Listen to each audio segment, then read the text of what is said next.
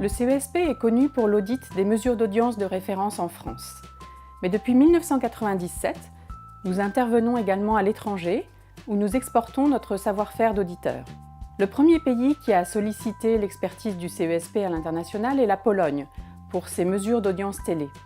D'autres pays ont rapidement suivi, en Europe de l'Est, en Afrique du Nord, puis au Moyen-Orient. Aujourd'hui, c'est notamment en Asie que des pays nous sollicitent pour notre expertise d'auditeur.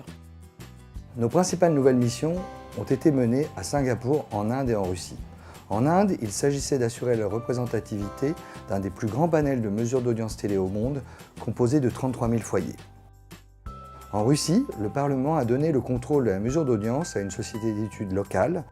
Notre mission a tout d'abord été d'assurer la conformité de ce panel avec les standards internationaux. Nous accompagnons maintenant l'industrie des médias russes pour la mise en place d'un panel TV et vidéo couvrant l'intégralité des écrans. Le CESP, à ce jour, a accompagné plus d'une vingtaine de pays à travers le monde, répartis sur 3 continents. Nous réalisons 4 grands types de missions à l'international. Des audits ponctuels de la mesure d'audience TV, des audits en continu, des accompagnements d'appels d'offres et enfin, des missions de conseil pour améliorer les mesures, en particulier multi-écran. L'une des priorités des médias à travers le monde est en effet le rapprochement des informations de mesure d'audience regardées sur différents devices. TV, smartphone, tablette, PC. Ces missions placent le CESP à la pointe des différentes approches méthodologiques déployées par les plus grands instituts d'études de mesure d'audience. Nous sommes très fiers de ce développement du CESP à l'international qui bénéficie aussi au marché français.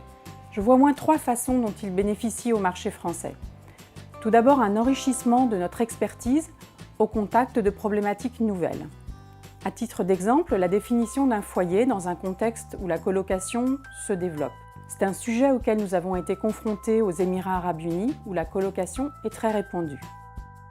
Ensuite, les missions internationales permettent de comparer les méthodes françaises à ce qui se pratique à l'étranger et d'importer ainsi de nouvelles idées, comme par exemple l'approche Brand First dans la mesure d'audience de la presse.